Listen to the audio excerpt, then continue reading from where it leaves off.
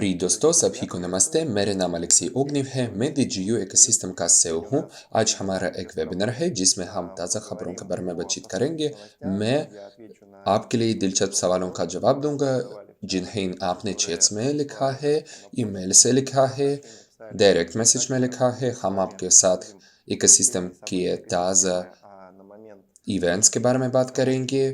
और जब आप इस वेबिनार को देख रहे हैं, हमारे इकोसिस्टम के पहले कमर्शियल प्रोजेक्ट की लिस्टिंग हो रही है जो एक संभावित यूनिकॉर्न है, और ये एवा क्रॉस कर्व इंफ्रास्ट्रक्चर प्रोजेक्ट है। आज शायद आप दोनों वेबिनार और लिस्टिंग को शामिल हो रहे हैं, और अगर आप इसमें भाग नहीं लेते हैं तो मेरी सलाह यह है कि आप ये करें और हमारे प्रोजेक्ट की टीम की मदद दें, समर्थन करें और उन सभी चीज़ों का पालन करें कि ये ऐतिहासिक घटना हमारे लिए कैसे हो रही है। ये पूरी क्रिप्टो बाजार के लिए बहुत महत्वपूर्ण घटना भी है। हम बहुत लंबा रास्ता तय कर पाया, और इसलिए ज़रूर हमें समर्थन वाले मैसेज भेजें। और जो लोग एवा प्रोजेक्ट में शामिल हैं, क्रॉस कर्व इकोसिस्टम जो है और इसका कुछ से संबंधित जो चीज़ें हैं, उन सभी के लिए समर्थन के मैसेज भेजें। और इस वेबिनार में हम आपसे कुछ ब्लॉग्स पर बातचीत करेंगे जो आपके सवालों से संबंधित हैं, ताज़ा खबरों पर नजर डालेंगे। पिछले हफ्ते में हमारे एक साल का आखिरी वीडियो बनाया हुआ था, तो लगभग 2.5 घंटे के दौरान हमारी बातचीत हुई है कि ये 5 साल कैसे रहे टीम के लिए, दुनिया भर के लिए, फाउंडर्स DigiU इकोसिस्टम के बारे में कैसे रहे, और हम अपनी अपनी यादों को शेयर किया है। कुछ परिणाम पर बातचीत की है और इकोसिस्टम की विशेष उपलब्धियों पर नजर डाली, और ज़रूर भविष्य की योजनाएं बनाएं। हर साल, हर महीने ये भविष्य वो ज़्यादा से ज़्यादा स्पष्ट बन जाता है। इसलिए मैं सभी से ये अपील कर रहा हूँ कि आप इस वेबिनार को देखें, क्योंकि आने वाले आधे साल के लिए ये बहुत प्रासंगिक होगा, क्योंकि जो योजनाएं इसमें शामिल हैं वे आने वाले 6 महीने 2025 में सामने आएंगे। और बाईबैक की प्रक्रिया वो ऐसी प्रक्रिया है जिसका इंतज़ार बहुत लोग करते थे, और ये सेल्स को दोबारा शुरू करना है, रिऑर्गेनाइजेशन को ख़त्म करना है, कंपनी को रजिस्टर करना है, क्रिप्टो लाइसेंस प्राप्त करना है। ये वही योजनाएं हैं जिन्हें हमने 2025 के लिए निर्धारित किया है, और हमारी परंपरा के अनुसार हम अपने काम की गति में तेज़ी करना चाहते हैं, और 2025 के पहले अध्याय में हम शायद उन सभी योजनाओं में से कुछ हासिल कर पाएंगे, और ज़रूर हम अपने स्केड्यूल के आगे बढ़ने की कोशिश करेंगे। और अभी मैं आपको उन सभी चीज़ों के बारे में बताऊंगा और ऑडियंस के सवालों पर जवाब भी दूंगा। शायद मेरी कहानी के दौरान आप अपने सवालों के जवाब पाएंगे, क्योंकि ज़रूर ऐसे टॉपिक्स भी हैं जो सभी के लिए दिलचस्प हैं।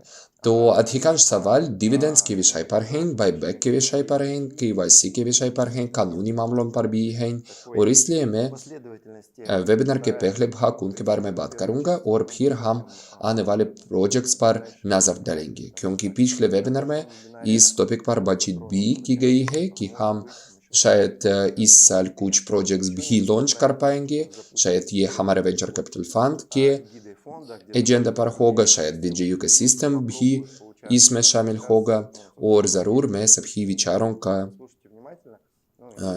शेयर करूंगा। इसलिए ध्यान से सुनिए। जैसे कि मैं आपको पेश करता हूं, आप सभी चीज़ों का पालन कीजिए। आप देखिए कि हम किस तरह फैसले करते हैं, किस तरह जानकारी साझा करते हैं, और इससे लेकर हमारे परिणाम क्या क्या है। तो इसलिए सबसे पहले मैं KYC से संबंधित सवालों से शुरू कर दूंगा। ये बहुत महत्वपूर्ण है। पिछले वेबिनार मैंने काफ़ी बड़ा ध्यान इस पर दिया दिया है। वहाँ बहुत सारी जानकारी थी केवाईसी से संबंधित, क्योंकि बस 6,500 लोग ने केवाईसी पास कर लिया है। ये कंपनी के लिए ऐसेट है, बहुत महत्वपूर्ण कानूनी मामला है कि इसे लेकर हम क्षेत्राधिकार जुरिस्डिक्शन को चुन रहे हैं। और ज़रूर मेरा स्पष्ट अपील ये है आपसे कि आप ज़्यादा से ज़्यादा केवाईसी को पास कर लें, क्योंकि अभी आप उसे आराम से पास कर सकते हैं। और हमने बैंडविड्थ को 5 गुना ज़्यादा बढ़ाया है। अभी बहुत से एप्लीकेशंस तो नहीं है, कोई बहुत बड़ी मांग नहीं है आदि, तो हमने एप्लीकेशन के फॉर्म को सरल बना दिया है। बस कम फोटोज की ज़रूरत है, विशेष राइटिंग्स की ज़रूरत भी नहीं है आदि। तो केवाईसी को पास करना ज़्यादा आसान बन गया है, अधिकांश देशों के लिए उपलब्ध है और कुल मिलाकर ये हमारे ऑडियंस के 90% के लिए उपलब्ध है। लेकिन फिर भी इकोसिस्टम के शेख मालिकों यानी इन्वेस्टर्स के बीच, यानी 22,500 लोगों के बीच बस 6,500 लोगों ने केवाईसी पास कर लिया है। जी, तो हमारा कोई डेडलाइन अभी तक नहीं हुआ है, और हमारे अंदाजे के मुताबिक सबसे पहले जब आपको केवाईसी की ज़रूरत पड़ेगी, ये तो बाईबैक होगा। और जब आप बाईबैक की पेश की गई दर से सहमत हो जाएंगे, यानी आप उस कीमत से सहमत हो जाएंगे जिस पर हम पूरे पैकेज खरीद लेंगे, तो उसी क्षण आपको केवाईसी को पास करना पड़ेगा। यानी हम केवल उन लोगों से बाईबैक करेंगे जिन्होंने केवाईसी को पास कर लिया है। ये बहुत महत्वपूर्ण कानूनी मामला है।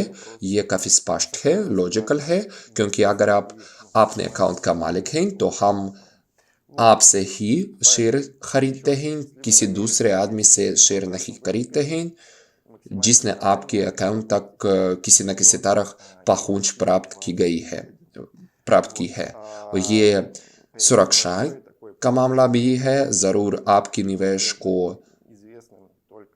बनाए रखने का मामला भी है, और ज़रूर हम इससे समझते हैं कि हम किससे कुछ खरीदते हैं। इसलिए मैं दोहराऊंगा कि अगर आप बाईबैक में शामिल होना चाहते हैं तो ज़रूर केवाईसी को पास कर लें, क्योंकि बहुत से लोग हैं जो पहले ही बहुत से अकाउंट बना चुके हैं, और ज़रूर वे लोग केवल एक अकाउंट में केवाईसी पास कर सकते हैं। तो शायद हम किसी इंडिविजुअल अप्रोच को अपनाएंगे अगर ऐसे अकाउंट्स किसी अस्पष्ट क्रियाओं के लिए बनाए हुए हैं। तो हम कैसे करेंगे मुझे अभी तक पता नहीं है। शायद हम उनके लिए कीमत को कम कर देंगे या कुछ और करेंगे। मेरे लिए ये लॉजिकल नहीं है कि जब लोग अपने आप को इन्वेस्टर समझते हैं तो ज़रूर वो ऐसे नहीं करेंगे। इसलिए हम अलग अलग मामलों पर इंडिविजुअल नज़र डालेंगे। इसलिए मैं आपसे ये अपील कर रहा हूँ कि आपको कोई दूसरा तीसरा आदि अकाउंट नहीं बनाएं। हम इसके खिलाफ लड़ाई कर रहे हैं, और इसका कोई लॉजिकल, कोई कमर्शियल मतलब नहीं है। इससे कोई फ़ायदा नहीं पड़ता है, बस आपको अतिरिक्त मुश्किल मिलती है। इसलिए जिन लोगों के पास मल्टीपल अकाउंट्स हैं और आप बाईबैक में शामिल होना चाहते हैं, तो ज़रूर आपको अपने बुनियादी अकाउंट में केवाईसी को पास करना पड़ेगा।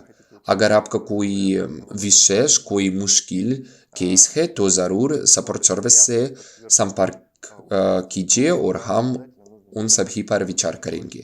लेकिन सबसे पहले आप उससे आखिरी क्षण तक नहीं रहें, क्योंकि उन सभी चीज़ों का जवाब वो एक ही दिन में नहीं बल्कि कुछ ही दिनों में दिया जा सकता है। शायद आपसे कोई अतिरिक्त जानकारी पूछी जाएगी, कोई सत्यापित करने वाली चीज़ें भी पूछी जाएंगी। अगर आपके पास पुष्टि नहीं की गई अनेक अकाउंट्स हैं, तो मैं बस उन लोगों के बारे में बात कर रहा हूँ, तो हम उन पर विचार करेंगे। लेकिन जिन लोगों के पास बस एक अकाउंट है और जिन्होंने केवाईसी को पास कर लिया है, तो कोई सवाल नहीं होगा। तो आप बायबैक के लिए एप्लीकेशन भेजिए, और अगर आप इसमें भाग लेने का फैसला कर चुके हैं, तो ज़रूर आराम से भाग लीजिए, शर्तों का अध्ययन कीजिए जो कंपनी प्रदान करती है। और अगर हम धीरे धीरे बायबैक के बारे में बात करेंगे, तो ज़रूर ये हमारे कम्युनिटी के लिए बहुत अद्भुत खबर हुई है। उस पिछले हफ्ते के वेबिनार के बाद वहाँ बायबैक के बारे में एक बहुत बड़ा ब्लॉग था, इसके आइडियोलॉजिकल कमर्शियल मतलब के लिए, और हमें बहुत बड़ा समर्थन मिला है। लेकिन जब हम ऐसा फैसला करते थे, तो हमारी स्थापना किया थी, तो सबसे पहले हमने फैसला कर दिया था कि हम अपने आप को विकसित करेंगे अंदरूनी तौर पर, ऑडियंस को भी बाहर विकसित करेंगे, विभिन्न बाजारों में विकसित करेंगे, और ये लंबे समय के लिए योजना है। ये अनेक देशों के लिए है, ये अनेक क्षेत्रों के लिए है, ब्लॉकचेन, आईटी बाजार, सब कुछ। तो हमने अपने विचारों को साबित कर दिया है कि वो अच्छी टेक्नोलॉजी है, जो हम विचार से टेक्नोलॉजी में बदल सकते हैं, और बिजनेस भी बहुत अच्छा है। हम फंडिंग की तलाश कर सकते हैं, क्लासिक फंडिंग की तलाश कर सकते हैं, और अच्छे परिणाम तक इस सब कुछ को ला सकते हैं। और ज़रूर ऐसे हमारे स्किल का एक उदाहरण ये एवा प्रोजेक्ट और वेंचर कैपिटल फंड के बहुत दूसरे प्रोजेक्ट हैं, जो हम अभी सक्रियता से विकसित कर रहे हैं। और सेल्स को बहाल करने का फैसला वो बिल्कुल लॉजिकल है, वो बिजनेस से संबंधित है। इस साल के दौरान हम सक्रिय रूप से उस बात के बारे में बात करते थे कि लिक्विडिटी बहुत महत्वपूर्ण है, ऑडियंस भी बहुत महत्वपूर्ण है।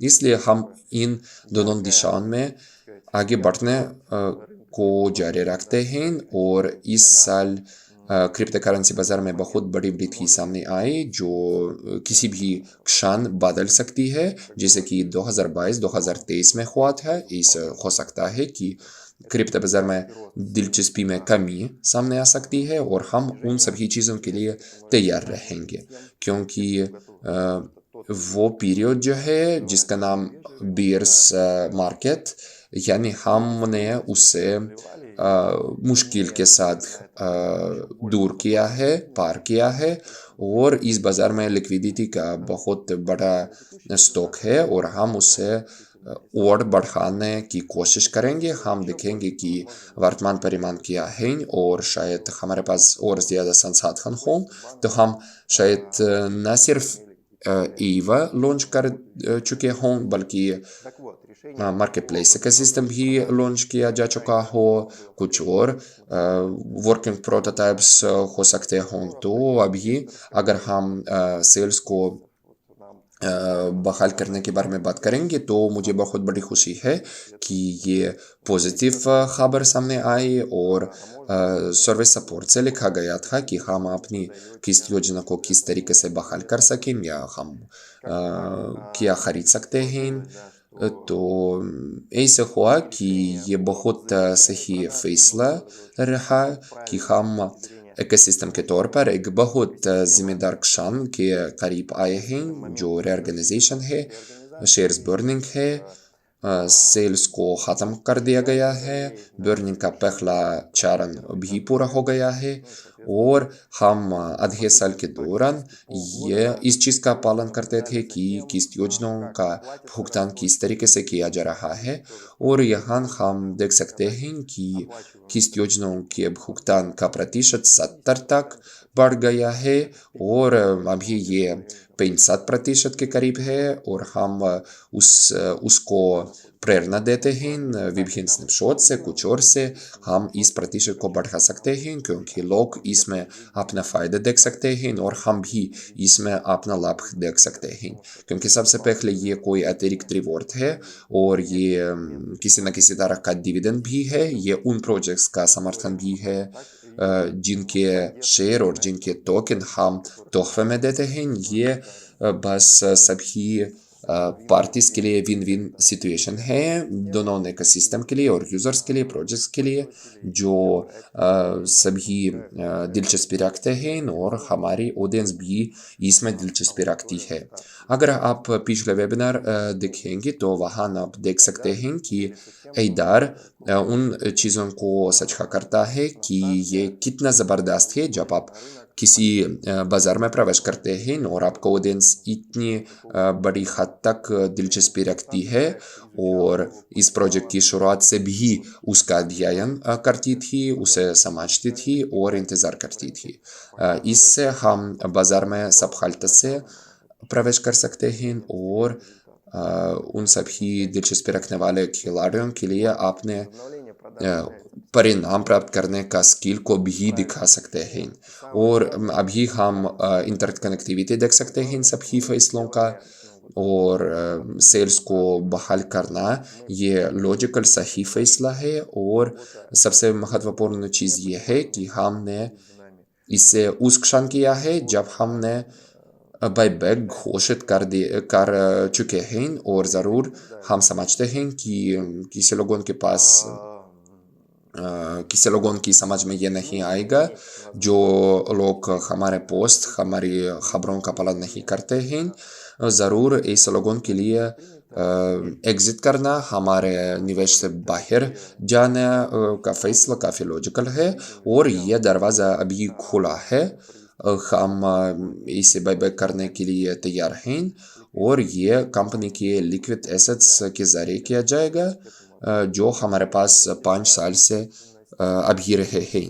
जैसे कि मैंने कहा है, ये इंटेलेक्चुअल प्रॉपर्टी है, जो वेंचर कैपिटल फंड एसेट्स हैं, विभिन्न प्रोजेक्ट्स के टोकन भी हैं। ये सब कुछ उन सभी चीज़ों से कहीं ज़्यादा महंगे हैं जो बायबैक के दौरान किया जा सकता है। इसलिए हमारे लिए काफ़ी संभावनाएं हैं, और जब हम कंपनी के रूप में इस फैसले को किया था तो हम 2025 के लिए हमारी संभावनाएं देखते हैं और अनेक लक्ष्यों को प्राप्त कर सकते हैं। और अभी हम उन लोगों के लिए जो एग्जिट करना चाहते हैं इस अवसर प्रदान करते हैं और उनका धन्यवाद देना भी चाहते हैं। हम सहयोग करने के लिए दरवाज़ा बंद नहीं करते हैं। शायद भविष्य में हम फिर से सहयोग करेंगे और इसलिए हम उस कीमत पर शेयर खरीदते हैं जो काफ़ी अच्छी कीमत है और शायद थोड़ा सा अंडर एस्टिमेटेड है। इसलिए हम बहुत ईमानदार हैं, सब कुछ बहुत आसान खुला है। हम ईमानदारी से आगे बढ़ना चाहते हैं और आपके साथ सहयोग करना जारी रखते हैं। और ज़रूर कुछ सवाल ऐसे हैं क्योंकि लोग नहीं समझते हैं कि वे बायबैक में क्यों नहीं शामिल हैं। तो उदाहरण के लिए एक यूज़र लिखता है कि वो बायबैक की अवधि में शामिल नहीं होगा, यानी उसने 2022 के आखिर तक नहीं बल्कि 2023 में निवेश किया है।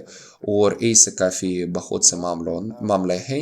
ये लगभग 70% लोग हैं जो पहली बड़ी अवधि में शामिल थे, लेकिन 2023 तक 2024 के निवेशकों को क्या होगा। तो शायद हम कोई घोषणा भी इन तक नहीं करेंगे। शायद ये कोई रेगुलर प्रोसीजर या बारी बारी बायबैक नहीं की जाएगी।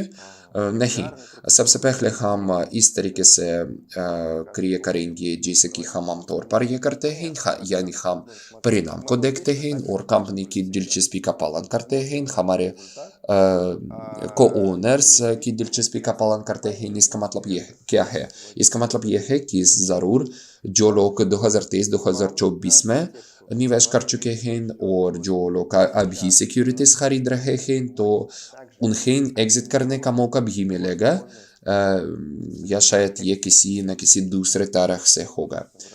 और ये तरीके वो भी भिन्न हो सकते हैं। सबसे पहले ये बायबैक है, दूसरा तरीका ये डिविडेंड रिटर्न प्राप्त करना है, जो सबसे पहले आपके निवेश पर रिटर्न मिलता है और फिर आप लाभ ही कमाना शुरू करते हैं। और उदाहरण के लिए एक और वेरिएंट भी है, ये सिक्योरिटीज़ का आईपीओ है और ज़रूर हम डिविडेंड्स और बायबैक का उपयोग अभी कर रहे हैं और आईपीओ ये अभी खुला सवाल है, हम इसके बारे में बार बार कहते हैं, लेकिन हमारा ऐसा कोई लक्ष्य नहीं है कि हम जल्द से जल्द आईपीओ करें और कोई टोकन लॉन्च करें, पब्लिक बाजार में प्रवेश करें डीजे इकोसिस्टम को लेकर। हमारा लक्ष्य ये है कि हम एक बहुत बड़ा इकोसिस्टम बनाएं, बहुत बड़ी कंपनी बनाएं, अरब खरबों कैपिटलाइजेशन वाला कॉरपोरेशन बनाएं जो क्लासिकल मेथड्स और आधुनिक प्रौद्योगिकियों को साथ मिलाएगी। इसका मतलब क्या है? इसका मतलब यह है कि कम से कम दो तरीके मौजूद हैं। ये आईपीओ है जिनके अपने अपने जोखिम हैं, जिसके अपने अपने लाभ हैं, और बंद कंपनी के तौर पर विकास भी मौजूद है।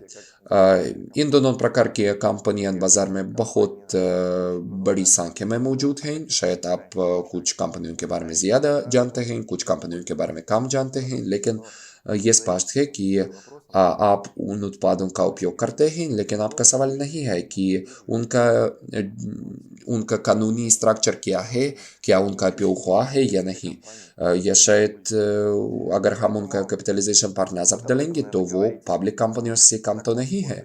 इसलिए हम इसके बारे में बाद में बात करेंगे, लेकिन अगर हम खुशी की बातचीत करेंगे तो ये बायबैक है, वो बार बार किया जाएगा। ये कंपनी के लिए काफ़ी लाभदायक फैसला है और हमारे को ओनर्स के दृष्टिकोण से ये हमें लगता है भी काफ़ी लाभदायक फैसला है, क्योंकि आपकी वित्तीय स्ट्रेटेजी, आपके लक्ष्य भी ऐसे हो सकते हैं। इसलिए जो लोग अभी बायबैक में शामिल नहीं हो सकते हैं, तो आपके लिए ये जानकारी है कि शायद हम फिर से बायबैक तब करेंगे जब हमारे पास पर्याप्त एप्लीकेशंस होंगे जो बायबैक के लिए जमा करवाए जाएंगे, ताकि हमारा कोई पूल हो और हम सभी लेट इन्वेस्टर्स को भी कोई बोनस प्रदान करेंगे, कोई लाइट कंपेंसेशन भी प्रदान करेंगे। लेकिन अभी तक हम आपसे कोई शर्तें नहीं साझा करेंगे, ये बस कॉन्सेप्चुअल चीज़ है। हम फिर से आपसे इसके बारे में बातचीत करेंगे, क्योंकि हम हमेशा सभी लोगों की दिलचस्पी का पालन करने की कोशिश करते हैं, लेकिन अभी तक कोई विवरण नहीं है। चलें धीरे धीरे आगे बढ़ें, क्योंकि दिसंबर में बायबैक के लिए एप्लीकेशंस की अवधि ख़त्म हो रही है। फरवरी में आपको इंडिविजुअल रेट मिलेगी। मैं आपको बताना चाहता हूँ कि ये शायद पहली फरवरी नहीं बल्कि फरवरी के मध्य में होगा। फिर आप खुद ये चुनाव कर पाएंगे कि आपको कंपनी की तरफ से कोई पेशकश मिलेगी, आप उसे स्वीकार कर सकते हैं या आप उसे रद्द कर सकते हैं। अगर आप स्वीकार करते हैं तो हम आपका पोर्टफोलियो पूरी तरह से खरीदते हैं। अगर आप अस्वीकार करते हैं तो ज़रूर आपका एप्लीकेशन वो रद्द कर दिया जाएगा। इसलिए आप ध्यानपूर्वक इन चीज़ों का पालन करें। मुझे मालूम है कि बहुत लोगों ने इसलिए एप्लीकेशन जमा करवाए हैं क्योंकि उनके लिए ये बस दिलचस्प है कि ऐसा कैसे रहेगा, कंपनी की पेशकश क्या होगी। तो इसलिए अगला सवाल ये है कि रिटर्न किस राशि पर जमा की जाती है। तो 10 से 200% तक रिटर्न का मतलब क्या है? तो इसका मतलब यह है कि हम आपके निवेश को लेकर डॉलर्स में, तो उदाहरण के लिए आपने $100 का निवेश किया है, तो इकोसिस्टम के अंतर्गत आपके व्यक्तिगत व्यवहारों को लेकर, इकोसिस्टम में आपका रेपुटेशन को लेकर हम रेट की गिनती कर सकते हैं और आपको पेश करेंगे जो बहुत से पैरामीटर्स से संबंधित होगा। ये कंपनी में आपकी सक्रियता है, आपके पेमेंट्स की डिसिप्लिन भी है, अनेक इवेंट्स में आपकी भागीदारी भी है। ये इन सब कुछ से ये निर्भर करेगा। मैं आपको ये नहीं बताना चाहता हूँ कि शायद आपने कोई टेलीग्राम में कोई पोस्ट रिप्लाई नहीं किया है, रिपोस्ट नहीं किया है, तो आपको मिनिमम रेट मिलेगा, नहीं। तो ज़रूर सबसे महत्वपूर्ण पैरामीटर्स ये होंगे कि आपकी तारीख जब आप इकोसिस्टम के को ओनर बन गए हैं। अगर आप अर्ली इन्वेस्टर है, यानी आप 2019 से निवेश करते हैं, जब ये बस स्क्रैच से कोई कंपनी थी, तो ज़रूर ये सही है, ये लॉजिकल है कि आपका रिटर्न ज़्यादा बड़ा होगा। अगर आप कोई किस्त योजना नहीं उपयोग करते थे, बस एक बार में भुगतान करके कोई पैकेज खरीदते थे, तो ज़रूर आप इस क्लासिकल मॉडल का उपयोग कर चुके हैं, यानी आप रेट का पालन करते थे, या तो आप कुछ और करते थे, बल्कि जैसे कि आमतौर पर होता है, आप एक बार में भुगतान करके पैकेज खरीदा है। इन पर निर्भर करेगा कि आपकी रेट क्या होगी, क्या आप अगर आपकी कोई किस्त योजना थी कि क्या आप समय पर भुगतान करते थे या नहीं, ये भी आपका फ़ायदा होगा। अगर आपको आपकी किस्त योजना को रद्द कर दी गई है, कि आप भुगतान करना भूला है, मिस किया है, आप बीमार थे, कुछ और थे, तो ज़रूर हमारा सपोर्ट सर्विस आपका हिमायत, आपका समर्थन किया है, लेकिन ज़रूर आपकी रेट वो ज़्यादा छोटी होगी, क्योंकि आपका पेमेंट डिसिप्लिन वो इतना बड़ा नहीं है, इतना अच्छा नहीं है, इसलिए हम आपसे कोई अच्छी चीज़ का इंतज़ार नहीं कर सकते हैं भविष्य में। इसलिए ऐसे पैरामीटर्स भी होंगे जो बहुत महत्वपूर्ण होंगे, लेकिन ये सब कुछ कुल मिलाकर विचार किया जाएगा कि आपकी एक्टिविटी क्या है, आपका फ़ायदा इकोसिस्टम के लिए क्या है, तो इससे आपको ज़्यादा रिवॉर्ड मिलेगा, ज़्यादा बोनस मिलेगा, और बायबैक में भी आपका ज़्यादा बड़ा फ़ायदा होगा। तो ऐसे सवाल भी हो सकते हैं कि क्या मैं पर्सनल अकाउंट बैक ऑफिस में निवेशक पोर्टफोलियो में देख सकता हूँ कि मेरा डॉलर में मेरा असेसमेंट ये है कि क्या आप उसमें 200% जमा करेंगे, ठीक है, तो मैं करोड़पति हूँ। जी नहीं, डॉलर्स में अंदाज़ा जो है ये लगभग असेसमेंट है। ये बस सेल्स की कीमत को लेकर गिनती की जाती है, जो हम बायबैक के लिए पेश करते हैं। सेल्स की कीमत ये है जिसको लेकर हम पैकेजेस की गिनती करते हैं, और पैकेजेस के लिए बोनसेस की गिनती भी करते हैं। तो शायद किसी के लिए ये सरप्राइज है, लेकिन अगर आप $100 खर्च करते हैं, तो आपको शेयर्स मिलते हैं, ना सिर्फ रेट को लेकर, बल्कि रेट और बोनसेस को लेकर, यानी हकीकी असली खरीदारी की रेट वो दूसरी होगी। फिर गिनती या रिकैलकुलेशन की जाती है। X11 भी होता है, जो इस साल के अगस्त की शुरुआत में था, यानी कंपनी आपको ज़्यादा शेयर्स देता है। ये सब कुछ रेट पर निर्भर करता है, इसलिए वो रिटर्न जो होगा वो रेट से संबंधित नहीं होगा, बल्कि इसका मनी इक्विवेलेंट से गिनती की जाएगी। ठीक है, तो उदाहरण के लिए आपका निवेश $1000 है, आपका रिटर्न 100% है, तो आपको $2000 मिलेंगे आगे। ये डॉलर इक्विवेलेंट से गिनती की जाती है। तो और क्या समझना चाहते हैं? ये समझना चाहिए कि हम पूरा पोर्टफोलियो खरीद लेंगे। दूसरी चीज़ ये है कि आप इस साल के आखिर तक एप्लीकेशन जमा कर सकते हैं, और फिर अगर आप उस पेशकश से सहमत होंगे जो कंपनी आपको करेगी, तो आप बायबैक से सहमत हो सकते हैं। सवालों का एक और ग्रुप है जो भी काफ़ी महत्वपूर्ण है, ये डिविडेंड से संबंधित है। इसका मतलब ये है कि जो लोग हमारा पालन हमेशा नहीं करते हैं, या जो लोग हमारा नया ऑडियंस है, तो ज़रूर इकोसिस्टम डिजियो इकोसिस्टम के पहले साल के काम से हम ये कर पाएँ, और ये हमारा आंतरिक लक्ष्य भी था कि हम कमर्शियल सफल उत्पाद बनाएं और डिविडेंड्स का भुगतान करें, यानी लाभ का एक हिस्सा जो हम प्राप्त करते हैं, हम विकास के लिए भेजते हैं, और दूसरा हिस्सा हम डिविडेंड्स के लिए भेजते हैं। ज़रूर ये आइडियोलॉजिकल महत्व इसमें भी था, क्योंकि डिविडेंड्स वो सबसे पहले वो छोटे से है, लेकिन हमने उनका भुगतान 6 बार किया है। ये लगभग 3 लाख $3,39,000 है और ये हमारे प्रोजेक्ट्स के रिटर्न से भुगतान कर दिया चुका है। सबसे पहले ये दिलजियो वेल्थ प्रोजेक्ट था जो अभी तक सफल रूप से काम करना जारी रखता है और यूजर्स क्लाइंट्स को खुश बनाता है। अभी प्रोडक्ट्स ज़्यादा से ज़्यादा बनते जा रहे हैं और आपने काम के पहले साल में ही लाभ कमाना शुरू करते हैं। और अभी हमारे पास कुछ एसेट्स हैं जिन्हें हम अपनी इच्छा के अनुसार खर्च कर सकते हैं। उदाहरण के लिए ये वेंचर कैपिटल फंड के निवेश हैं, वह प्रोजेक्ट के टोकन के रूप में एसेट हैं जो इकोसिस्टम के पास है। हम उन्हें उदाहरण के लिए स्टेकिंग के लिए भेजेंगे, दाओ वोट्स प्राप्त करेंगे ताकि हम अतिरिक्त लाभ कमा सकते हैं। तो हम क्या करेंगे, अभी ये बस मेरा कॉन्सेप्ट है, तो ज़्यादा प्रोजेक्ट सामने आते हैं। ये लॉजिकल है कि डिविडेंड भी ज़्यादा बढ़ जाए अगर ये प्रोडक्ट लाभ कमाते हैं। तो इसलिए सवाल यह है कि क्या डिविडेंड मिलेगा ना।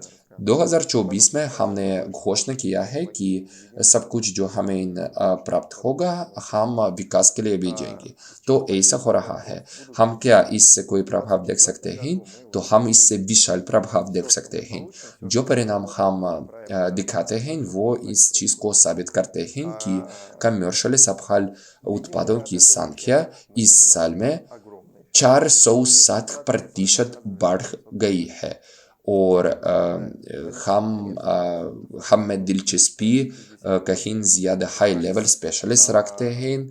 वो हमारी टीम में आते हैं, हमारे पास उन उत्पादों को विकसित करते हैं जो हमारे पास हैं, जो हम अभी बना रहे हैं। और 2025 के लिए हमारा डिविडेंड्स के बारे में एक गंभीर घोषणा नहीं होगी। हम हकीकत को लेकर फैसला करेंगे कि उदाहरण के लिए आधे साल बाद हम फैसला करेंगे कि हमारे पास लाभ की राशि क्या है और शायद हम समझ लेंगे कि डिविडेंड्स का भुगतान करना पड़ेगा और बस हम ये फैसला कर देंगे। लेकिन लॉजिक यह है कि शायद डिविडेंड्स 2025 में मिलेंगे। ये शायद दूसरी तिमाही के परिणाम पर होगा, बाजार में स्थिति को लेकर, पूरी कंपनी की स्थिति को लेकर, प्राप्त हुए लाभ को लेकर। लेकिन ये सब कुछ बदल हो सकता है। ये बाजार से संबंधित है, कुछ और से संबंधित है। और ज़रूर हम कंपनी की दिलचस्पियों का पालन करेंगे और अधिकांश को ओनर्स की दिलचस्पी का भी पालन करेंगे। इसलिए आप लिख ले सकते हैं कि डिविडेंड्स के बारे में जानकारी शायद दूसरी तिमाही के माध्यम में होगी। शायद बसंत में हम ये समझ सकेंगे, देख सकेंगे कि सब कुछ कैसे विकसित हो रहा है, क्या हो रहा है, और फैसला कर पाएंगे जो स्पष्ट होगा, जो लॉजिकल होगा कि हमें कुछ आय प्राप्त हुई है और हम समझते हैं कि उससे ज़्यादा लाभदायक हो अगर हम निवेश करेंगे या शायद हम उससे डिविडेंड्स के लिए भी जाएंगे। अगर हम समझते हैं कि पर्याप्त आय है तो हम को ओनर्स को कोई रिवॉर्ड दे सकते हैं जो उनके लिए खुशी की बात होगी और उनका मूड भी बदल देगा, उनका अप्रोच भी बदल देगा। ज़रूर हम ये करने की कोशिश करेंगे। लेकिन फिर से आपसे ये बताना चाहता हूँ, जो लोग ऐसे सवाल पूछते हैं कि मेरे लिए ये हमेशा स्पष्ट नहीं है कि अगर आप नहीं समझते हैं कि कंपनी किस तरीके से विकास हो रहा है, तो ज़रूर बहुत बड़े कॉरपोरेशंस भी पहले साल से ही डिविडेंड्स नहीं भुगतान करते हैं। तो ये हमेशा तो नहीं होता है। इसलिए मेरी सलाह यह है कि आप उन कंपनियों का अध्ययन करें जिसमें आप दिलचस्पी रखते हैं कि गूगल ने कब शुरू किया है डिविडेंड्स पेमेंट करने को, कोका कोला ने कब शुरू किया है, सैमसंग ने कब शुरू किया है, इनका रास्ता कैसा हुआ था इससे पहले। आप देखेंगे कि ये कम से कम 7, 8, 9, 10 यहाँ तक कि 16 साल का रास्ता वो तय हुआ है और इसके बाद ही डिविडेंड्स का भुगतान शुरू कर दिया गया है। ज़रूर हम ऐसी कंपनी बनना चाहते हैं जो पहले साल से ही अ, हजारों लाखों लोगों को करोड़पतियों को बना दिया है, कोई सुपर प्रोडक्ट लॉन्च कर दिया है। जी, ये संभव है और हम इस तरफ बढ़ रहे हैं। लेकिन असल कंपनियों के उदाहरण से हम देख सकते हैं कि कोई दूसरा मॉडल काम का है। और ज़रूर ऐसे सवाल पूछने से पहले मेरी सलाह आपसे यह है कि आप उन पर देखें कि बाज़ार किस तरीके से विकसित हो रहा है। और चूंकि हम इस बाज़ार में काम करते हैं, इस बाज़ार के नियमन का पालन करते हैं, तो ज़रूर हम इस बाज़ार के रुझान का पालन भी करते हैं। ठीक है, डिविडेंड्स के वसी बाईबैक सेल्स की बहाली के बारे में हमने बात की है। तो मैं कुछ और देखूंगा कि सवाल क्या क्या सामने आए। तो उदाहरण के लिए क्या X11 जैसे शेयर्स में वृद्धि होगी या नहीं, बबेक को प्राप्त करने के लिए क्या कदम उठाने चाहिए। ठीक है, मैंने इसके बारे में पहले ही कहा था।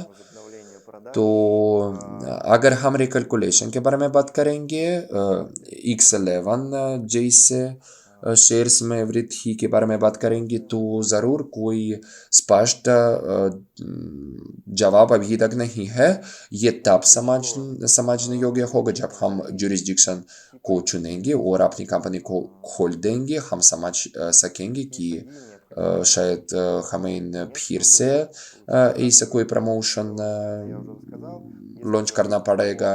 इसलिए ज़रूर हम पहले से ही कोई जानकारी प्रकाशित करेंगे। शायद हम फरवरी मार्च में ये सब कुछ समझ सकेंगे। ये कोई एक्सक्लूडेड नहीं हो। हमारे पास कुछ शेयर्स अभी तक है जो हम संभावित रूप से शेयर कर सकते हैं, अगर हम कुछ कानूनी विशेषताओं, कुछ लक्ष्यों को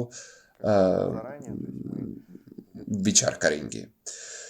तो बस हमने सभी सवालों का जवाब दिया है। आगे बढ़ें। अगर इस वेबिनार के दौरान आपके पास कोई और सवाल होंगे तो ज़रूर चैट्स में लिखिए।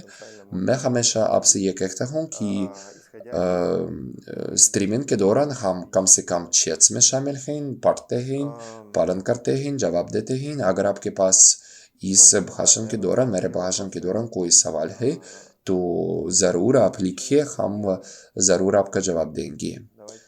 ठीक है, आगे बढ़कर पिछले वेबिनार में मैंने और अलेक्जेंडर ने कुछ बात की है कि वेंचर कैपिटल फंड इस साल के आखिर तक कुछ निवेशों पर सक्रिय रूप से भी काम कर रहा है। कुछ निवेश है, कुछ प्रोजेक्ट है। हम इन्हें कहाँ देख सकते हैं? हम देखते हैं कि एक दिलचस्प इंफ्रास्ट्रक्चरल डिसीजन है जो वेंचर कैपिटल फंड में कुछ महीने से काम करना है। और ये फैसला वेंचर कैपिटल फंड के लिए अभी किया गया है। ये वैलिडेटर्स की निश्चित नेटवर्क को बनाने का काम है। हम इस कोड से उसका नाम ले सकते हैं। वैलिडेटर्स के नेटवर्क बनाना, ब्लॉकचेन जिनके साथ फंड्स के काफ़ी गंभीर संबंध है। मैं आपको यह दिलाना चाहता हूं कि यह सबसे पहले सोलाना फाउंडेशन ब्लॉकचेन है। कुछ और ब्लॉकचेन्स पर काम किया जा रहा है, तो इसका मतलब यह है। तो अभी नेटवर्क वैलिडेटर बनना ये काफ़ी लाभदायक है, क्योंकि अभी विभिन्न टेस्टिंग प्रोग्राम्स हैं। अगर आपके कोई कॉन्टैक्ट्स हैं, कोई पार्टनरशिप्स हैं, कोई बिजनेस रिलेशन भी हैं सीधे रूप से उन संस्थानों से, जैसे कि सोलाना फाउंडेशन है, तो ज़रूर ज़्यादा लाभदायक शर्तें पेश की जा सकती है। अगर हम कुछ बेसिक शर्तों के बारे में बात करते हैं, तो वैलिडेटर्स का नेटवर्क बनाना ये वेंचर कैपिटल फंड के लिए काफ़ी दिलचस्प प्रोडक्ट है। और जब हम उससे परिचित हुए हैं तो हम इसमें भी दिलचस्पी रखे हैं, क्योंकि अगर हमारे पास एक वैलिडेटर है तो ज़रूर हमें हमेशा रिवॉर्ड मिलता है। अगर ऐसा ब्लॉकचेन है जिसकी क्षमता बहुत बड़ी है और यह सोलाना फाउंडेशन है, तो उसके ज़रिए आपको ऐसे रिवॉर्ड हो सकते हैं। तो जो अभी $200 की कीमत पर है और कुछ ही साल में ये एक बहुत बड़ी राशि में बदल सकते हैं। हम ये इथेरियम, बिटकॉइन, कुछ और संभावित करेंसीज के उदाहरण पर देख सकते हैं। अगर हम सिर्फ इस बड़े नामों के बारे में बात करते हैं, वैलिडेटर्स के प्रोजेक्ट के बारे में बात करते हैं, तो अभी सलाना फाउंडेशन के साथ विचार पर काम किया जा रहा है। तो इसका मतलब ये है कि लगभग हर कोई आदमी, अगर उसके पास कोई विशेष स्किल है, तो वो अपने वैलिडेटर को विभिन्न ब्लॉकचेन में बढ़ा सकते हैं, अपने नोड को बढ़ा सकते हैं और मेंटेनेंस कर सकता है और मेननेट में शामिल होने से रिवॉर्ड प्राप्त कर सकता है। और प्रैक्टिस से हम देखते हैं कि ये सभी के लिए लक्ष्य नहीं है, क्योंकि सबसे पहले इसमें कुछ खर्च लगते हैं और दूसरे विशेष क्वालिफिकेशन होनी चाहिए। तीसरे ये दीर्घकालिक मेंटेनेंस नेटवर्क से विभिन्न कार्यों को पूरा करना चाहिए, ब्लॉकचेन को बरकरार रखना चाहिए, उसके लगातार काम का समर्थन करना चाहिए। इसमें ज़्यादा निवेश लगेंगे। अगर हम सोलाना फाउंडेशन पर नज़र डालेंगे कि तो इसमें 3000 सोलाना कॉइन्स से ज़्यादा निवेश हो सकता है। तो अगर आप इसे रेट से मल्टीप्लाई करेंगे तो आप भारी रकम देख सकेंगे। लेकिन कुछ विशेष प्रोग्राम भी हैं जिसके बारे में उदाहरण के लिए हम अभी बात कर रहे हैं। जब आपका निवेश वो छोटी राशि में हो सकता है, क्योंकि ब्लॉकचेन आपका समर्थन करता है और जो टोकन आपके पास नहीं है वो आपको प्रदान करता है और आप उन्हें अपने वैलिडेटर में रखते हैं। कुछ और पैरामीटर्स भी हैं जिन्हें ध्यान देना चाहिए। ये टेक्निकल मेंटेनेंस है, विभिन्न कार्यों को समय पर पूरा करना है, ज़रूरी एक्टिविटी का पालन करना है, ये काफ़ी गंभीर है। और अभी हम इसी तरह के प्रोडक्ट पर काम कर रहे हैं। हम समझते हैं कि वेंचर कैपिटल फंड फिर भी ये कर रहा है, यानी वो किसी न किसी वैलिडेटर नेटवर्क पर काम कर रहा है जिसमें काफ़ी बड़ी संख्या में वैलिडेटर्स होंगे। तो इसका मतलब क्या है? इसका मतलब ये है कि ये चर्चाओं का एक नया स्तर है। सोलाना फाउंडेशन के साथ सहयोग भी है। तो अलेक्जेंडर आपको इसके बारे में विस्तार से बात करेंगे और हम इकोसिस्टम के तौर पर इसमें भी बहुत लाभ देख सकते हैं अपने लिए, क्योंकि सबसे पहले हमारे ज़रूरी टेक्निकल स्पेशलिस्ट, ज़रूरी रिसोर्सेज भी हैं। हम ऐसे कर सकते हैं कि कुछ दर्जनों वैलिडेटर्स कम खर्च में, कम निवेश में मेंटेनेंस कर पाएँ, क्योंकि हमारा इंफ्रास्ट्रक्चर अभी बनाया गया है। हमारे लिए ये स्पष्ट प्रक्रिया है, क्योंकि हम दूसरे सर्वर्स में, दूसरे पैरामीटर्स में भी ऐसे करते हैं। तो बस कॉन्सेप्ट ये है। मैं नहीं बताऊंगा कि हम ये दरअसल अभी कर रहे हैं, लेकिन हम समझते हैं कि हमारे लिए कोई अतिरिक्त खर्च नहीं होगा इसमें। और अभी हम समझते हैं कि हम इससे काफ़ी बड़े पैसे कमा सकते हैं, क्योंकि अभी हम इस कॉन्सेप्ट पर काम कर रहे हैं और शायद इस साल के आखिर तक हम एप्लीकेशंस को जमा करने की सर्विस लॉन्च करेंगे। तो इसका मतलब क्या है? हम अपने ऑडियंस को ये पेश कर सकते हैं कि वे अपने वैलिडेटर को उठाएं और इस वैलिडेटर का मालिक बनें और इससे आय प्राप्त करें। तो आप ये खुद कर सकते हैं, शर्तें आपको उदाहरण के लिए सालाना फाउंडेशन पेश करेंगे, या आप ये हमारे ज़रिए कर सकते हैं। तो अंतर क्या होगा? तो क्योंकि अगर हम ये करेंगे तो हम मेंटेनेंस भी ही करेंगे और ज़रूर आप इक्विपमेंट के लिए कुछ पैसे देंगे। ये बस कुछ सैकड़ों डॉलर प्रति माह है, और ये एक बार की कमीशन भी होगी ताकि आप इसमें प्रवेश करें।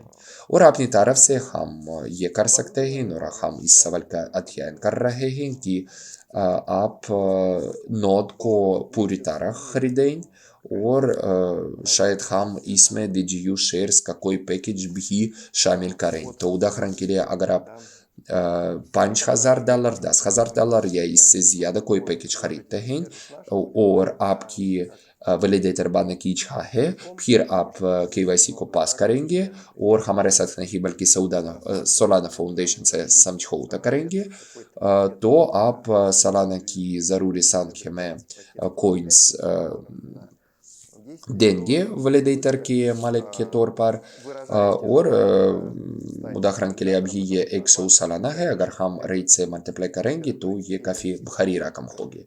तो ज़रूर ये सभी के लिए प्रोडक्ट नहीं है, लेकिन अगर हम इसकी क्षमता पर नज़र डालेंगे तो हम देख सकेंगे कि ये एक और प्रोजेक्ट हो सकता है जो इंफ्रास्ट्रक्चर हो सकता है, गंभीर हो सकता है, इस बाज़ार के महत्वपूर्ण खिलाड़ी के साथ साझेदारी को प्रदान कर सकता है। वो हमारे पास अभी काफ़ी अच्छे संपर्क हैं, एवा के ज़रिए कर्व के साथ संपर्क हैं, तो सोलाना फाउंडेशन के ऐसे ठोस साझेदारी भी हो सकती है। तो हम इस संभावना को देखकर समझते हैं कि ये काफ़ी अच्छा प्रोडक्ट होगा, और इसलिए खबरों का पालन करें। तो ये स्पष्ट है कि ऐसा प्रोडक्ट सामने आएगा, लेकिन ये ज़रूर सभी के लिए नहीं होगा। तो इसलिए मैं आपसे ये जानकारी साझा कर रहा हूँ ताकि आप इस पर विचार करें। तो ठीक है, आप खबरों का पालन करें। अगर आपकी कोई दिलचस्पी होगी तो आप अपने सवाल लिखें। तो इसमें कोई रहस्य नहीं है इस प्रोडक्ट में, हम बस मेंटेनेंस सर्विस प्रदान करते हैं जो सभी को अपने खर्च को कम करने देता है और लाभ प्राप्त करने भी देते हैं, और भारी संख्या में नोट्स प्रदान भी करता है। ज़रूर ये आपके लिए कोई जिम्मेदारी होगी, कोई कुछ खर्च होगा, इसलिए हम हमेशा के लिए ऐसा प्रोडक्ट नहीं पेश करते हैं। तो ज़रूर अगर आपके पास कोई सवाल है, कोई विचार है, हमने लगभग ये फैसला आखिरकार किया है, तो ज़रूर अगर कुछ हो तो चैट में लिखिए। मैं ये बता नहीं सकता हूँ कि ये इसी साल में लॉन्च किया जाएगा, लेकिन ऐसा हो सकता है। अभी हम मांग का अध्ययन करते हैं कि हमारे ऑडियंस की इच्छा होगी या नहीं। अगर ऐसा प्रोडक्ट लॉन्च किया जाएगा, तो शायद नोट्स की संख्या को लेकर हम डिजियो इकोसिस्टम के तौर पर अपने लिए कुछ भी उठाएंगे, और ज़रूर इससे भी कोई आय कमाएंगे। तो इसलिए हम ऐसा भी कर सकते हैं कि वंचित लोग जो कंपनी के साथ बहुत साल पहले से हैं, जो अभी आते हैं और बहुत बड़ा पैकेज खरीदते हैं, तो हम उनके लिए ऐसी सेवा भी प्रदान करते हैं जो उन्हें वैलिडेटर प्रदान करता है। तो ये काफ़ी ज़बरदस्त लगता है। लेकिन इस बात को ध्यान देना चाहिए कि ऐसे वैलिडेटर्स की संख्या वो छोटी सी होगी, इसलिए खबरों का पालन करें। अगर आपकी दिलचस्पी होगी तो हम विवरण इस साल के आखिर तक साझा करेंगे, और इस प्रोडक्ट के लॉन्च के बारे में हम बाद में बातचीत करेंगे। और आखिरकार सबसे ज़बरदस्त, शायद सबसे खुश खबरी है कि हमने इसका इंतज़ार बहुत समय से इंतज़ार करते थे। ये एवा लिस्टिंग है। तो आप इस वेबिनार को 20 दिसंबर को देख रहे हैं, और इसका रिकॉर्डिंग 18 दिसंबर को किया गया था। और अभी शायद आपको मालूम हो कि सब कुछ कैसा हुआ है। अभी हम तैयार कर रहे हैं और स्पष्ट रूप से ये समझते हैं कि लिस्टिंग टॉप एक्सचेंज पर होगा। ये गेट, कुकॉइन, मैक्स सी, ये लिस्टिंग के लिए अति महत्वपूर्ण एक्सचेंजेस हैं, और मुझे यकीन है कि टीम इस इवेंट के लिए बहुत तैयारी कर चुकी है, और अभी प्रोजेक्ट की टीम नहीं सोती थी। सभी लोग काम करते रहते हैं, तैयारी करते रहते हैं, इसलिए मैं इस टीम का समर्थन करने की अपील कर रहा हूँ। आपने ध्यान को इस पर केंद्रित करने की अपील कर रहा हूँ। तो आप इन सभी चीज़ों को कुछ साल से पालन करते हैं, लेकिन आप इस पर ध्यान भी दीजिए कि एवा ये गंभीर इंफ्रास्ट्रक्चर प्रोजेक्ट है जिनके अच्छे बड़े साझेदार हैं, बड़े फंड्स भी हैं, और राउंड ए की तैयारी अभी की जा रही है, और मुझे लगता है कि अगले साल विवरण सामने आएंगे। ये प्रोडक्ट के लिए अति महत्वपूर्ण है। इसमें अविश्वसनीय रूप से ज़बरदस्त बेस्ट इंडिकेटर्स हैं। ये 2 अरब डॉलर ट्रांजैक्शन है। ये लोग की गई लिक्विडिटी भी बहुत बड़ी है। ये $20 मिलियन से ज़्यादा है। सबसे सुरक्षित भी है। अगर आप एव पूल का उपयोग नहीं कर चुका है तो ज़रूर उसको उपयोग कीजिए। यह आसान है और बस कुछ बटन को दबाकर आप पूरी लिक्विडिटी को ट्रांसफ़र करते हैं। यह बहुत ज़बरदस्त है।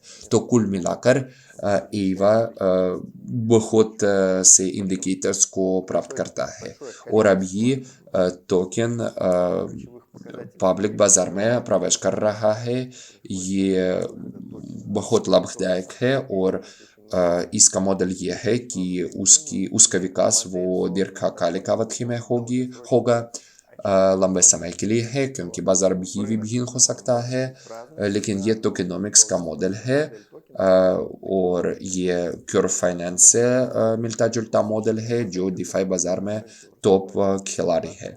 इसलिए ये मॉडल वो लंबे समय में भी बढ़ जाएगा। और अगर हम छोटी अवधि के बारे में बात करेंगे तो ज़रूर इसमें उतार चढ़ाव मिलेगा।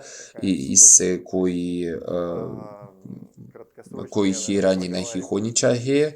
बस आप टीम के लिए खुश रहें, क्योंकि ये उनकी बहुत अच्छी उपलब्धि है।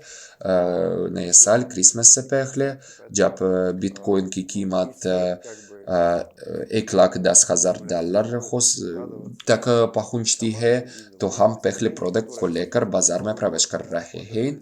और यह डिजियो इकोसिस्टम के लिए, एवा इकोसिस्टम के लिए भारी उपलब्धि है और हम बस तालियां बजती हैं।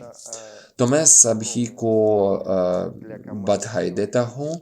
शायद ये वेबिनार तक हो रहा है जब ये सब कुछ जारी है। आपने कमेंट्स लिखिए, क्योंकि आप अभी भविष्य जानते हैं। मैं बस भविष्यवाणी कर सकता हूँ और आपके साथ खुश हो सकता हूँ। तो मुझे लगता है कि बस सभी आधारभूत सवालों पर बातचीत की गई है। तो हम एवा के लिए खुश रहते हैं, आगे बढ़कर भी खुश रहेंगे, क्योंकि बहुत बड़ी संभावनाएं सामने आ रही हैं। आप देख सकते हैं कि कितनी बड़ी संख्या में एवा टोकन्स हैं जो हमने सबसे शुरुआती राउंड में निवेश किया है। ये 50 मिलियन है। ज़रूर हम स्टेकिंग में उनको उपयोग करेंगे, उनसे भी लाभ प्राप्त करेंगे। हम उनके बारे में भविष्य में भी बातचीत करेंगे। हम शेयर करेंगे कि हम ये किस तरीके से करते हैं और इसी तरीके से अपील करते हैं कि ये आपका चुनाव है कि क्या आप ऐसे करेंगे, कि क्या आपकी क्षमता है, आपकी स्किल्स है या नहीं। तो ये आय प्राप्त करने का एक और स्रोत है। मैंने वैलिडेटर्स के बारे में बताया है, जो भी एक ठोस प्रोडक्ट है जो आपके पास हो सकता है।